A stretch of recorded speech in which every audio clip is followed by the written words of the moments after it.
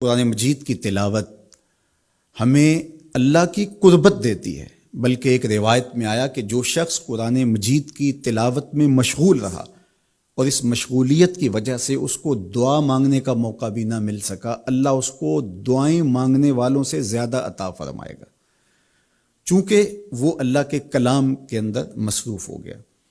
تو آج کل فرصت کے لمحات میں ہمیں اپنے بچوں کو بٹھا کر کے بھی ترغیب دینی چاہیے کہ وہ قرآن مجید کی تلاوت کریں، اور خود بھی قرآن مجید کی تلاوت اپنے معمولات میں شامل کرنی چاہیے۔ اور جتنے بھی یہ دن ہمیں میسر ہیں، اپنی روٹین اس حساب سے ہم بنا سکتے ہیں کہ قرآن مجید کے ساتھ ہم جڑ جائیں، اور اس کو اگر مفاہیم و مطالب کے ساتھ پڑھنے کا مزاج ہو اور روزانہ 1 پارہ یا 2 پارہ اس کے مفاہیم کے ساتھ، اس کے مطالب کے ساتھ اگر پڑھنا نصیب ہو جائے تو پھر قرآن مجید کے پیغام کو سمجھنے کا ہمیں موقع مل جائے گا۔ چونکہ یہ کتاب ہمارے آقا و مولا حضور ختم المرتبت صلی اللہ علیہ وآلہ وسلم کی وساطت سے ہمارے نام ہمارے رب کا پیغام ہے، سندیسہ ہے ہمارے رب کا۔ ہمارے رب نے ہمیں کیا کہا ہے ہمیں سمجھنا چاہیے۔ دنیا کے کسی ایسے ملک سے میرے اور آپ کے نام کوئی خط ہو اور اس زبان میں ہو جو زبان میں نہیں جانتا، تو اتنی دیر تک میں چین سے نہیں بیٹھتا، آپ چین سے نہیں بیٹھتے جب تک اس کے مندرجات معلوم نہیں کر لیتے، اس میں خوشی کی خبر ہے یا کوئی غم کا قصہ ہے، یہ خط میرے نام کیا پیغام لے کر آیا ہے۔ تو صاحب یہ قرآن حضور کی معرفت، ہمارے نام ہمارے رب کا خط ہے۔ تو ہمیں دیکھنا ہوگا کہ اس کتاب نے ہمیں کیا پیغام دیا ہے، اس کتاب کا حکم نامہ ہمارے نام کیا ہے، اور پھر ہم اس کتاب کو اپنی زندگی میں اتار کر کے اپنے شب و روز کے اندر شامل کر کے اس کی تعلیمات کو ایک پاکیزہ اور ستھرے مسلمان بن کے ابھر سکتے ہیں۔ تو اس موقع سے بھرپور فائدہ ہمیں حاصل کرنا چاہیے، اس کی تلاوت بھی کریں۔ خالی تلاوت بھی قرآن مجید کی تمہیں محرومیوں سے نکالے گی۔ حضرت اقبال علیہ رحمہ نے اپنے ایک دوست کو خط لکھا کہ قرآن مجید اگر مفاہیم و مطالب کے ساتھ تمہیں نہیں بھی پڑھنا آتا تو پھر بھی اس کی تلاوت کو معمول زندگی بناؤ، اس لیے کہ ناظرہ قرآن پڑھنے سے بھی قلب کا تعلق حضور کے قلب اطہر سے جڑتا ہے، حضور سے قربت نصیب ہوتی ہے اس کتاب کے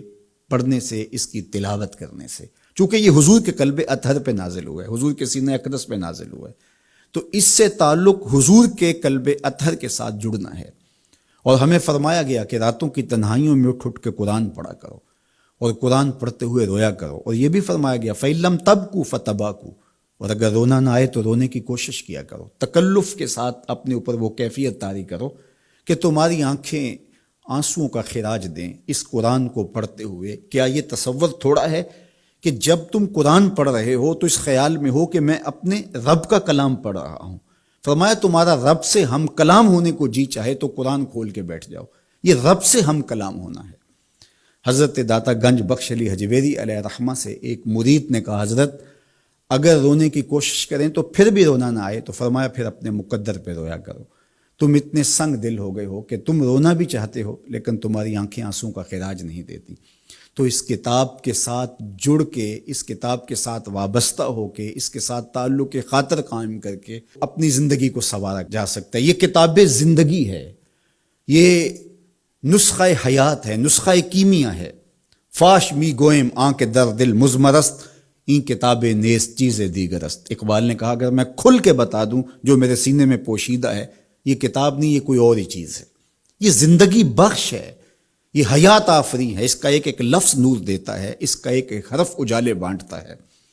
بلکہ وہ لوگ جو اس کتاب سے زندگی حاصل نہیں کرتے اور اس کتاب کے ہوتے ہوئے بھی محرومیوں کا شکار ہے، تو بڑی خوبصورتی کے ساتھ اقبال نے تنقید کی اور سوئے ہوئے ضمیر جگانے کی کوشش کی۔ ببند صوفی و ملا اسیری حیات از حکمت قرآن گیری، با آیاتش ترا کار جزی نیست کیا یاسین او آساں بمیری۔